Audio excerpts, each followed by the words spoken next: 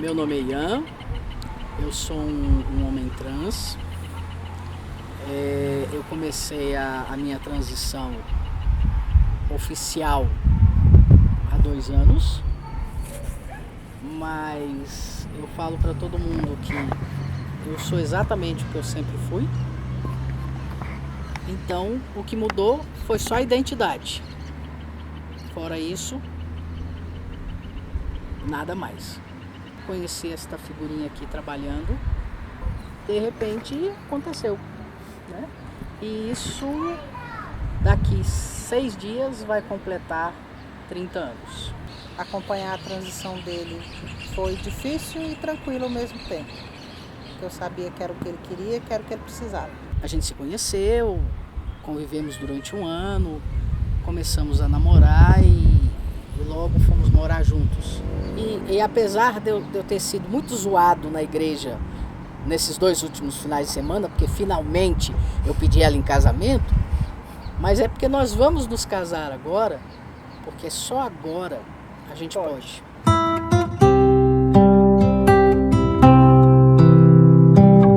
A Eucaristia sempre foi um componente muito importante da minha vida religiosa e espiritual. E aos 18 anos eu me entendi como uma pessoa lésbica. E isso criou um conflito muito grande, porque tudo que eu ouvia é que, por alguma razão, havia algum problema em ser uma pessoa homossexual. Eu não conseguia entender por quê. E eu comecei a ir em todos os padres que eu conhecia e que eu não conhecia, tipo entrar em igrejas aleatórias e procurar um padre para me confessar, mas na verdade não era exatamente para me confessar. Era para perguntar qual era o problema. Aí o padre me vinha com outros argumentos, eu levava os argumentos para casa, eu pensava. E, enfim, isso durou anos. Foram anos eu tentando entender qual era o tal problema que se falava que havia, mas que não fazia sentido para mim que houvesse, mas ao mesmo tempo com medo de estar fazendo alguma coisa errada. E na verdade eu não estava nem fazendo nada. Eu me identifiquei como pessoa lésbica, mas eu não me permitia me relacionar com ninguém porque talvez tivesse alguma coisa errada nisso. Alguns meses depois fui a um retiro de introdução, de iniciação aos exercícios espirituais de Santo Inácio, e quem estava conduzindo o retiro era um jesuíta espanhol, Padre Ulpiano. E na hora da missa que encerrava o retiro, teve um tempinho para confissões, antes lá fui eu. Eu falei, então padre, eu sou homossexual e eu não sei qual é o problema, porque se todo amor gera vida... Ele botou a mão assim, nem deixou eu terminar, me interrompeu. Falou, você tem razão, todo amor gera vida, fique em paz. E aí é muito engraçado, porque eu tinha conversado com, tipo, sei lá, algumas dezenas de padres naqueles anos todos e ouvido deles a mesma sequência de argumentos. Chegou uma hora que ficou em dúvida, disse que já não sabia mais. E o outro disse que não tinha problema nenhum. E aquilo me bastou para eu me conciliar e falar, sabe, assim, eu sempre soube que não tinha problema nenhum. Só que era tanta gente dizendo que tinha algum problema que eu ficava em dúvida. Mas bastou que alguém dissesse, não, você tem razão, não tem problema nenhum. E aquilo foi o suficiente. Quando eu cheguei na Universidade Católica, naquele primeiro encontro em dezembro de 2008 ao qual eu fui, teve uma celebração eucarística no final, teve uma missa. E foi a primeira vez que eu tive a experiência de me ver numa missa, com um pequeno grupo de pessoas, em que todo mundo sabia quem eu era, plenamente. E eu fui pega completamente de surpresa pela emoção que me tomou. E que foi uma emoção tão forte que, passados 11 anos, volta toda vez que eu conto essa história. Porque foi naquele momento, quando eu fui tomada por essa emoção que me pegou completamente de surpresa, que eu me dei conta da gravidade da violência que eu, pessoa branca, de classe média, universitária, com todos os privilégios que essa condição me dá, eu me dei conta do nível de violência que você simplesmente, toda vez que eu entrava numa igreja, eu deixava uma parte de mim do lado de fora. Quando eu me assumi, o grupo começou a se dividir. Teve gente que me abraçou e disse que nada mudaria, e realmente nada mudou. Mas teve gente que mudou mesmo comigo, assim, de não admitir que eu pegasse na mão da minha namorada, porque agora eles sabiam que a gente era namorado. Era um grupo que sempre pregava assim, seja feliz, seja você, né? Então, no dia que eu me assumi Que eu pensei, nossa, agora eu sou 100% eu aqui. Todo mundo sabe de tudo. Quando eu fui 100% eu, o grupo não suportou. Foi difícil. Foi esse ano que tinha esse amigo falando, vai conhecer a diversidade, vai conhecer a diversidade. Eu falava, não, eu não conseguia mais ir na missa. A minha mãe ficou se perguntando por quê. Né? Eu ia na missa e vou até hoje todos os domingos. E nesse ano eu simplesmente parei de ir. O Diversidade Católica foi o primeiro grupo de católicos LGBT se organizar aqui no Brasil. Ele surgiu aqui no Rio de Janeiro em 2007.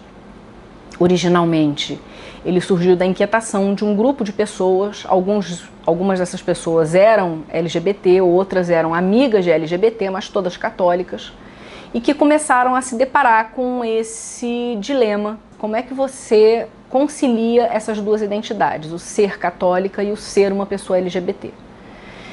A partir dessa inquietação, esse grupo de pessoas começou a se reunir, foram chegando outras, enfim, através da rede de conhecidos e tal, que se propuseram a fazer um site com subsídios para essa discussão e para defender que é sim possível ser católico e ser LGBT. Nesse processo, quando o site foi ao ar com o nome diversidadecatólica.com.br, surgiu a demanda por encontros que se tornaram encontros regulares, presenciais. O que era para ser inicialmente um site com material com subsídios pastorais para uma discussão se tornou um grupo de acolhimento pastoral, em que a gente recebe as pessoas e conversa e partilha as nossas experiências. A gente tem a possibilidade, a oportunidade de viver a nossa fé em comunidade, num ambiente seguro, num ambiente em que nós somos plenamente aceitos, e fazer a celebração eucarística nesse ambiente.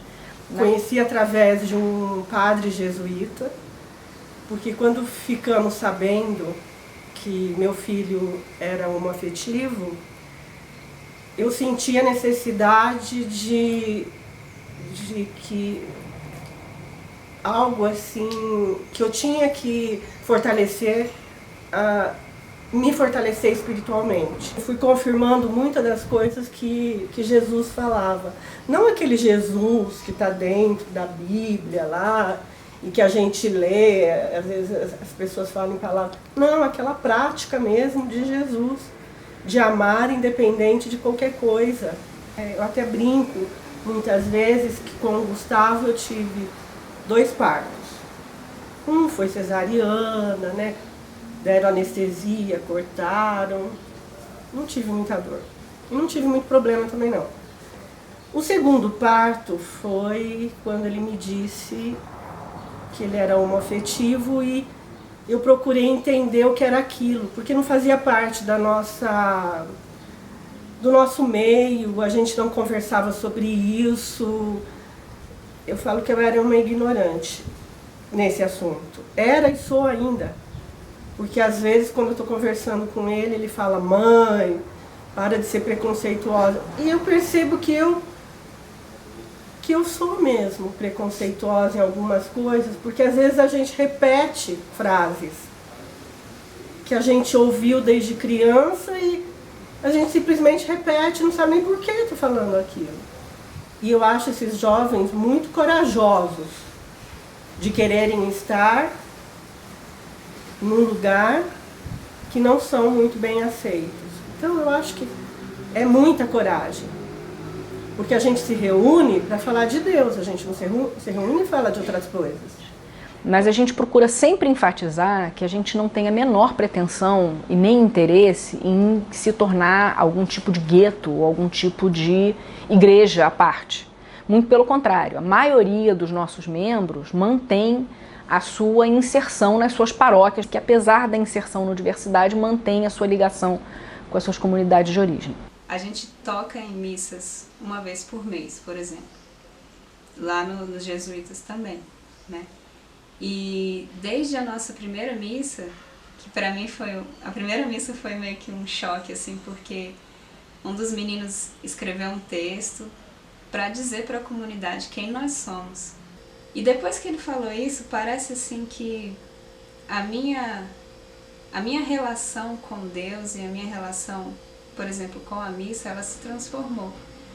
porque eu nunca tinha tido a oportunidade de fazer as coisas que eu sempre gostei, como tocar na missa, sendo quem eu realmente sou, e todas as pessoas que estão ali sabendo quem eu sou, e não ter ninguém de cara feia por isso, sabe? Ou alguém dizendo que eu não tenho que estar ali, próximo ao altar, tocando. A gente frequentou também a igreja ortodoxa durante um tempo, mas pelos mesmos motivos.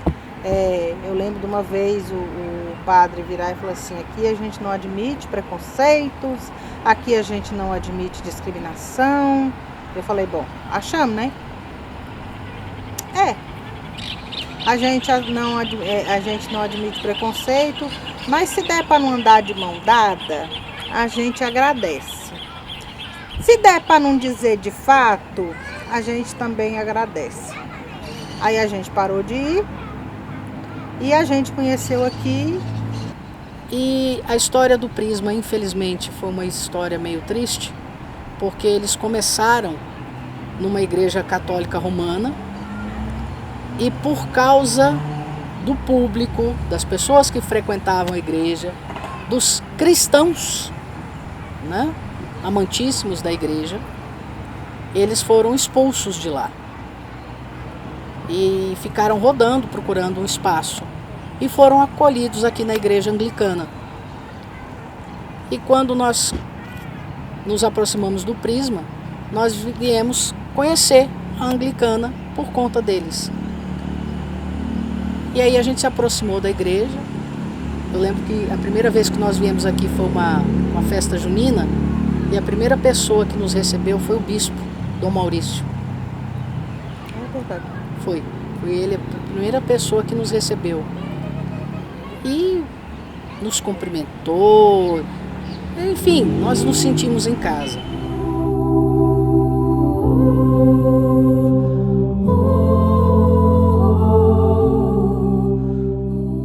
Muitas coisas na nossa vida foram bênçãos.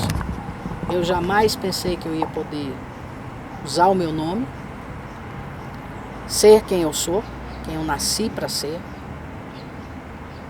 Eu jamais pensei que a gente pudesse casar no civil.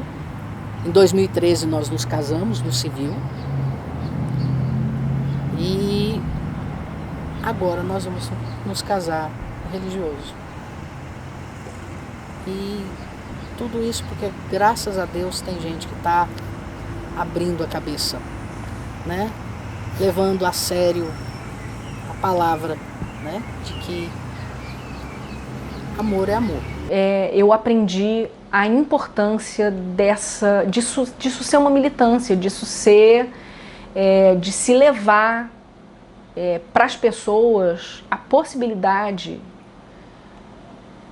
a certeza de que elas são amadas por um Deus que as conhece e que as criou e que as aceita e que as ama com todos os seus dons, como elas são. E não é só assim aceitação simplesmente num sentido passivo, é a valorização da dádiva e do dom de ser uma pessoa LGBT. E das dádivas e dos dons que nós, pessoas LGBT, temos para contribuir para a igreja. Eu sempre tive Deus como uma figura muito próxima. Eu conversava com Ele e vivia uma relação muito concreta da presença dele na minha vida. Mas a partir da Diversidade Católica e da vivência da minha fé em comunidade, essa concretização de Deus na minha vida se aprofundou radicalmente. Porque eu entendi que cada encontro marcado por afeto, todo afeto, toda isca, todo lampejo de afeto que eu sinto por alguém e que alguém sente por mim e que a gente troca, isso é a materialização do amor de Deus na minha vida.